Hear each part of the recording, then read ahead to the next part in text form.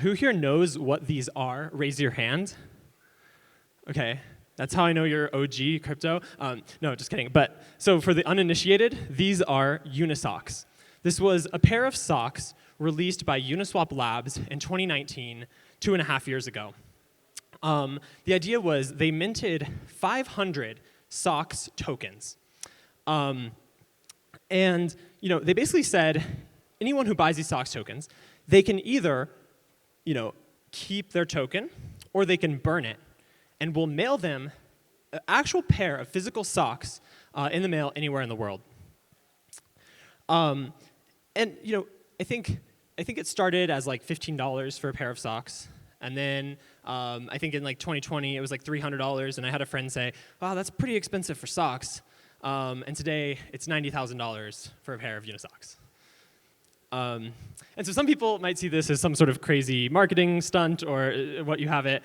Maybe some people think these socks are so amazing, they're worth $90,000. But at the end of the day, I think there is a deeply fascinating thing here around, this was one of the first experiments in assets on chain, where you have this token that promises you a real asset upon doing something, upon burning the asset, upon burning the token. But what we've learned is, interacting with the meatspace, we call it, is quite hard, right? So for example, let's say, you purchase a pair of Unisocks, you burn your token, and first we have the Oracle problem. How do we know that pair of socks actually got delivered? What if you actually got the pair and you actually want 2 pairs? So you say, oh, I lost it in the mail, I need another pair. And we don't really have a great Oracle. So until the Postal Service is using blockchain, now when you go off chain, we just don't know. So the Oracle problem is this really tough information problem. But then we have the problem of bad actors, and that is the enforcement problem. So for example, let's say we have somebody who is packaging and sending out the socks, and they decide they really, really like the socks, and they decide they're going to keep the Unisocks for themselves, and they're going to swap out your Unisocks with, I don't know, say sushi socks. And instead, they send you the pair of sushi socks. And you get them in the mail, and they seem all right, but they're a pretty close replica of the original Unisocks, but maybe they just don't feel the same. They don't feel exactly right.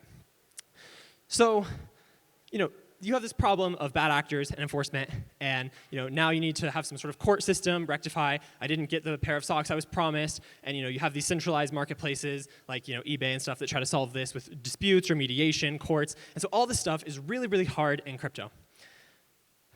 But luckily, I think the main point here is that it's really hard to trust each other and coordinate if we can't verify that systems are deterministic, and that there is justice, there are just systems, and it really creates this trust and coordination problem. So that's why today we're going to talk a little bit about DAO laws. DAO laws have the potential to be this bridge between meatspace and the metaverse. And the first DAO law was passed in the state of Wyoming. And the Wyoming DAO law, I think, was passed around, it became effective like less than 6 months ago, so it's very new, lots of interesting things to try. And here's kind of a look at how it works. So the DAO law is very similar to an LLC, right? It basically says, you can start an LLC, and the LLC is governed by a DAO. So you have this, DAO wrapper, and the cool thing about this is LLCs are already very good at interacting with real-world things, right? So, LLCs can enter into contracts. LLCs can buy and own property. So LLCs are already this very battle-tested vehicle. And DAOs are, less battle-tested. So that's where things start to get interesting. So we're going to take a look at one reason the Wyoming DAO law is very cool. When people ask, why is the Wyoming DAO law special, this is one of the first things I point to. It's hard to read, but it says, the public identifier of a smart contract that can, manage and operate the decentralized autonomous organization. And for us, we put in our ENS domain. You can put in any Ethereum address. And, the great promise of this DAO law is, one of the first examples of code is law. It's basically saying we will recognize whatever is going on in this smart contract as a source of truth. So if you say that, John owns this piece of land and has this share of voting and all these things, this is codified in your smart contract. So for City DAO, we're wrapping up an operating agreement that will specify kind of how the DAO works and operates, and it can be amended by members of the DAO, and the address will be here. Another really cool thing about these DAO LLCs is they can be member managed or algorithmically managed.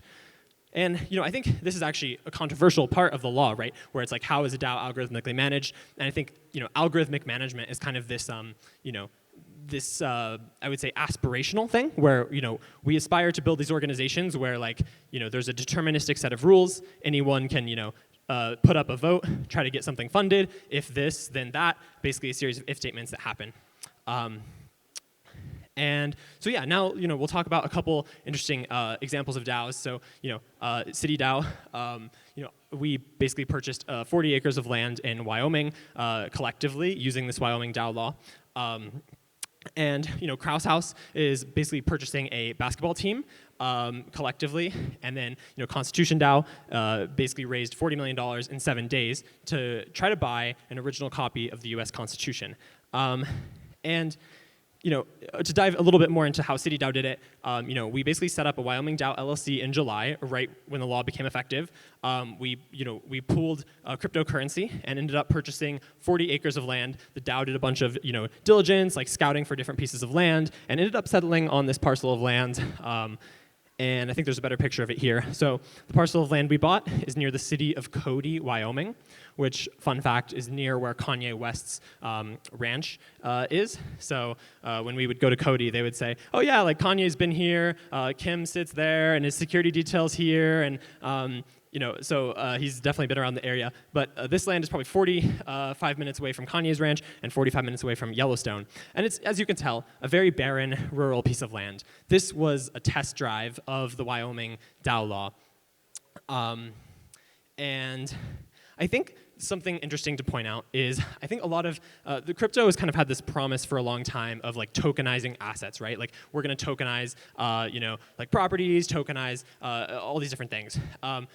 And I think that's not exactly what's fueling the wave of DAOs. I think the wave of DAOs is really fueled by this idea of like asset-owning communities, right? It's this idea that a community will collectively, govern a bank account. I think one person described DAOs to me as group chats with bank accounts, right? And it's people making choices over, what the DAO is going to buy, what the treasury is used for, and while no individual owns like, the piece of City DAO land, individuals have governance rights over, City DAO's activities. And another cool example is Pleaser DAO, where they basically purchased the one and only copy in existence of Once Upon a Time in Shaolin, which is a Wu-Tang Clan album, and they're the only ones who can listen to it. And so, yeah, another interesting point is kind of ownership as being a bundle of rights, where people say, okay, well, if you don't really own the thing, then you don't own the thing. And I think that it's interesting to think of ownership more as a spectrum, where if you buy a house in Denver, I'm guessing it's likely going to be zoned for single family. This is some urban planning nerd stuff, but you can't build a skyscraper on it, right? Likewise on the City DAO land, you can't build a oil refinery on the City DAO land. It's not zoned for that. They're not going to let you. So the point is ownership is kind of the spectrum of what rights you get to participate and use these assets. So kind of to recap the DAO laws, I think they have the potential to be this bridge between the crypto and real world. They can kind of set the stage for code as law and enable decentralized ownership communities. But we should also kind of mention the risks and say, it's not always smooth sailing, and the DAO laws are new and untested. So, I think it's important to acknowledge that these DAO laws are very unproven in the courts, right? The promise is that some judge will look at your smart contract, which is crazy, right? I'm imagining just a judge looking at a smart contract, reading, and I really hope that's how it works out. But there's that possibility, especially in other states, for example, that are well, we don't recognize this random Wyoming organization. And then there's some kind of lacks of clarity around what does it mean if it's algorithmically managed? How do we respond to certain events if members need to respond to urgent events by some deadline? So there's all kinds of things to be aware of. And then to kind of talk about some next steps for CityDAO. I mean, as a DAO, it is like, there's no like concrete roadmap, but some interesting projects in the works. One is finding parcel 1. So we bought that first piece of land you saw in Cody, Wyoming.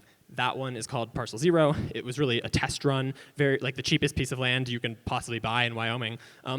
Parcel 1 is supposed to be a much more desirable parcel of land where citizens can start, building, camping, like potentially living on the land. So the Parcel 1 project. Another kind of concept is like the CityDAO Embassy, where like citizens vote for where we like whichever city gets the most votes. We basically buy some sort of like co-working space type hangout spot. And then something I'm also really excited about because it ties all the way back to the beginning with Unisocks is the NFT land standard, right? Where it's like how do you actually encode land on chain? And like represent its ownership. So like as an idea, as a concept, basically you'd have some like GeoJSON that says like you own this piece of land. These are the terms of your ownership. Who actually owns it? It's just this ENS address. Yeah. And I think some of the reasons that assets on chain are going to be really disruptive and very, very cool. One is interoperability with DeFi. And so like, does anyone know like the largest assets that most Americans own? There's 2. Yeah, house. What's the second one? Yeah, correct. So house and car. And it's like both of these are the largest assets Americans own. And people take home equity loans and they use this capital to empower them to do things. But until we can use real assets and operate with the real world, I think it's going to be hard for crypto to like benefit more people and kind of break beyond where it is. And then, the verifiability of like knowing, you own this piece of land, it is deterministic, it is in this ledger, I think is a really exciting potential. And then, depending on, gas fees, potentially lower transaction costs. Just kidding. It will certainly be lower transaction costs compared to, tens of thousands of dollars for a broker fee to, purchase some assets. And I wanted to end with a post from Kanye West. This was on his Instagram recently. People have been hitting him up, asking him to do NFT collabs. He says, "My focus is on building real products in the real world. Don't ask me about an NFT." And I think this is a pretty, it's a pretty like good message, and I see it as a wake-up call. I think a lot of people see NFTs as, this vehicle that can only be used for, speculation or art or something. I think it's a wake-up call to crypto and to us to start taking on the real world. This is from the ERC 721 NFT standard. Like the first thing they mention in their bullet point is, physical property houses, right? Like they saw a use case for this. I think it is up to us. We have this massive opportunity to bridge the online and offline worlds and kind of create more opportunities for people. So with that, thank you very much.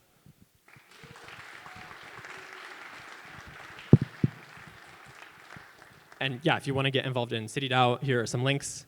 Yeah, thanks.